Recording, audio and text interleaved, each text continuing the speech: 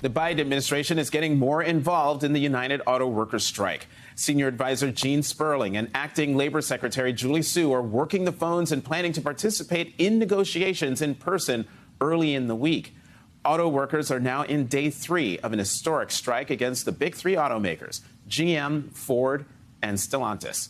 Joining me now, Shawn Fain, president of the United Auto Workers Union. Mr. Fain, thank you very much for coming to the Sunday show.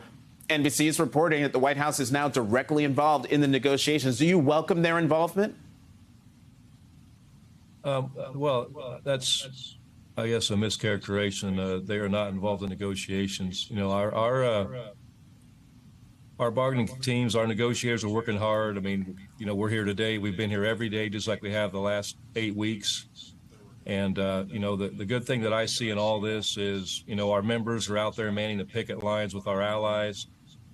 And, you know, this really, to me, isn't about the president or the former president or presidents before them. This is about working class people standing up to get their share of economic justice and social justice after being left behind for decades.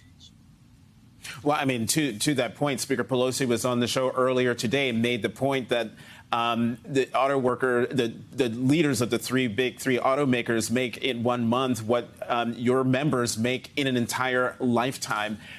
You and the automakers met yesterday. How did those meetings go? And are you closer to reaching an agreement? Progress is slow, and I don't really want to say we're closer. Really, we're meeting today. We're continuing to meet this afternoon, tomorrow, and we've been here every day. Like I said, it's a shame that the companies didn't take our advice and get down to business from the beginning of bargaining back in mid-July. They did what they always do. They delayed until the very end, to the last week, and then they wanted to get serious about this, and then they want to villainize the union, you know, for being greedy. And, you know, I find it really pathetic to hear a couple of these CEOs, when they were asked about their 40% increases in the last 4 years, on top of their already excessive $1 million salaries, to say that they're paid for their performance. That's completely incorrect. They're paid for our workers' performance. And it's a shame that they make those millions off the backs of exploiting workers at poverty wages. That's what this is all about. That's what this fight's about. You know, the strike is unusual in that workers are walking picket lines at one large assembly plant for each company. How soon will you expand the number of plants? That's going to be up to the companies, just like the strike that started this past week. I mean, the companies chose to strike themselves because they chose not to negotiate and give workers their fair share of economic and social justice. And if they don't come to the table and get things resolved, then we'll keep amping that up. You know, the union has criticized layoffs at GM and Ford. In a statement yesterday, you said with their record profits, they don't have to lay off a single employee. Are you worried that there will be more layoffs if the strike stretches on? I'm not worried, because we're going to do what we have to do. And, you know, the sad reality here, and what this entire fight is about, it's not just our fight. This is a fight for the entire working class. Everybody's going through this. You know, the sad reality is these companies, labor costs 5% of the cost going into making a vehicle.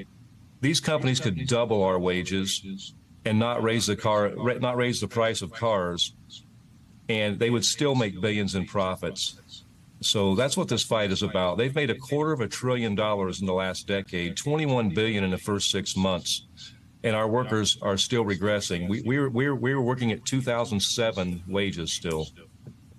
Real quickly, Mr. Fain, what does it mean that automakers are reporting record or near record profits, yet the workers still don't have many benefits?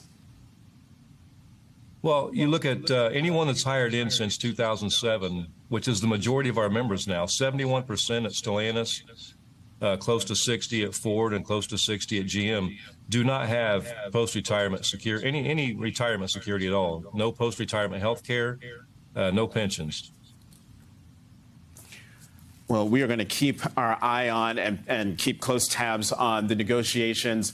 Shawn Fain, president of the United Auto Workers Union, thank you very, very much for coming to the Sunday show.